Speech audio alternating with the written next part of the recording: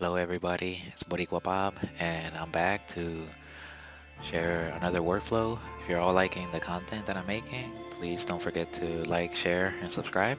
And this workflow is about inpainting with a static image and putting that through animate diff with prompt scheduling to have some animation happen on the character.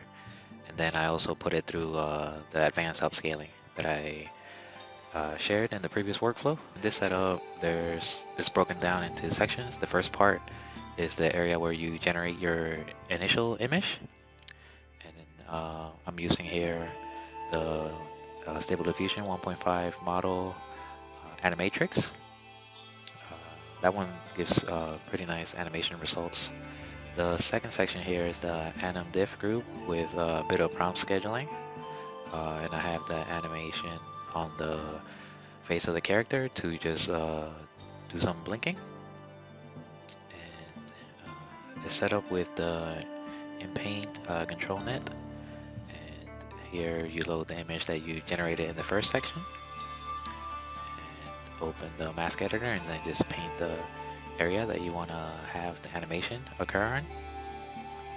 So here is going through, and in this set template, I actually am using two Stable Diffusion 1.5 models. The first one that generates the initial image is Animatrix, as I said before. And then the second part where the animation is occurring is using the Cardos Anime Stable Diffusion 1.5 model as well.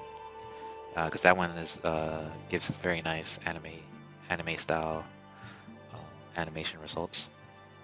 So in the prompt schedule animation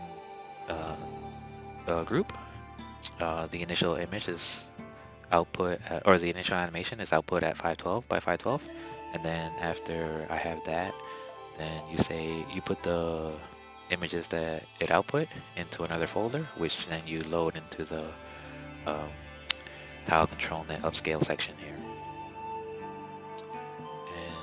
And whenever you go to the different sections, I also use the Control B shortcut to bypass the video combine node so that it doesn't keep combining the same video that it already did.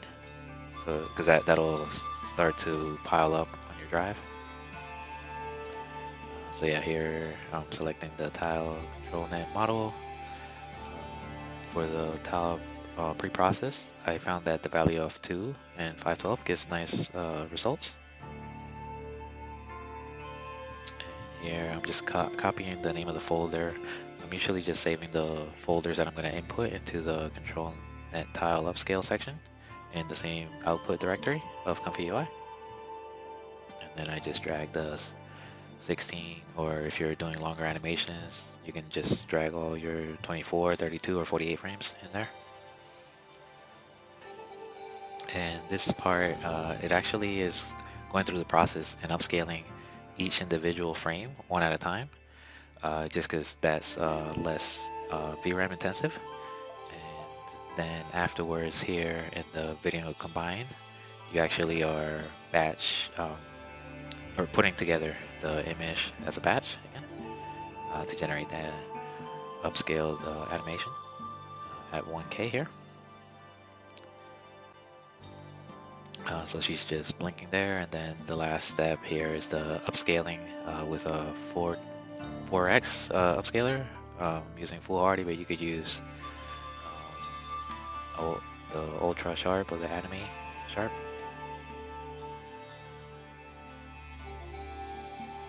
So yeah, the end result is a bit different from the initial input animatrix output, because animatrix is a bit realistic stylized. But when you combine the input image from Animatrix with Cardos, it kind of gives the whole image more of a anime style. But the end result, I like. It feels very painterly, and then her blink feels very alive. And then also, since we're upscaling, the resolution of the final animation feels quite good. And again, it's not very resource intensive, since we're kind of splitting up the workflow into chunks. That way your VRAM doesn't out of memory when you try to do everything all at once. So now I'm gonna just go through and try to find another image that um, I can then put through the same process just to show um, the modularity of the workflow and how you can modify it to any character.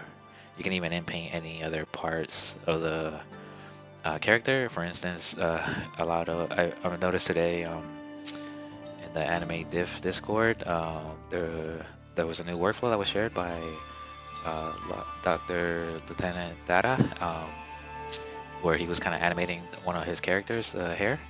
I haven't checked out that workflow, but the one I kind of set up here is a bit different, which is more just relying on the control nets and just a single inpaint input image.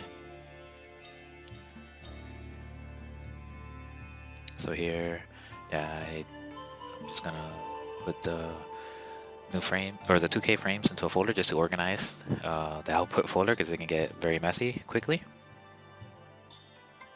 And then I drag the new image that I want to do the inpaint on the face to animate the face with the same animation. You can change the prompt schedule, prompt text to get different results.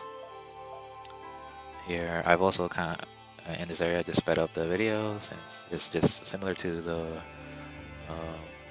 workflow that I showed at the beginning.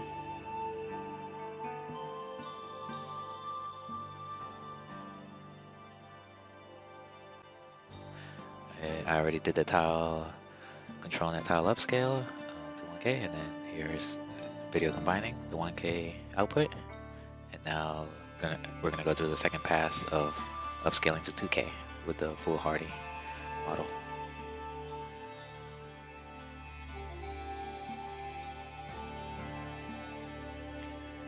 Yeah, it looks very painterly, and the animation feels very smooth. Quite nice. For some reason, I think it was due to my recording. The VRAM didn't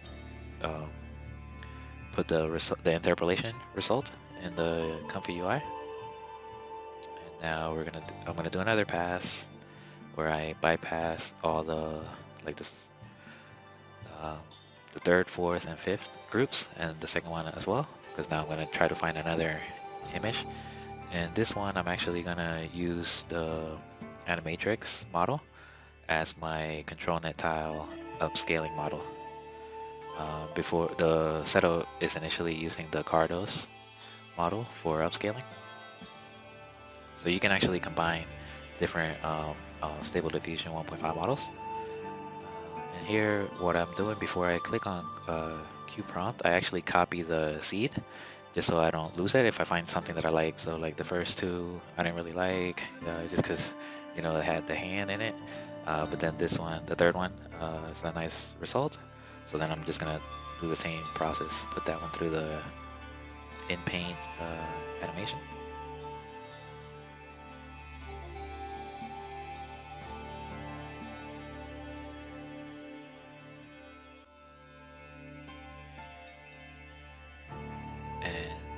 As I mentioned, yeah, you can use multiple models with this workflow, but I found that anime models tend to work best with anime diff than realistic models. This area, here I actually forgot to unbypass the model and the clip from the first group because I'm actually using the animatrix and the clip skip too from that. You can just keep prompting in and it'll go through the process. Here it was already done, so now I'm just, for organization, making another double res folder and then dumping in the 16 frames that it generated into there just to organize. And then I'll do the upscaling, or combining the upscaled images here.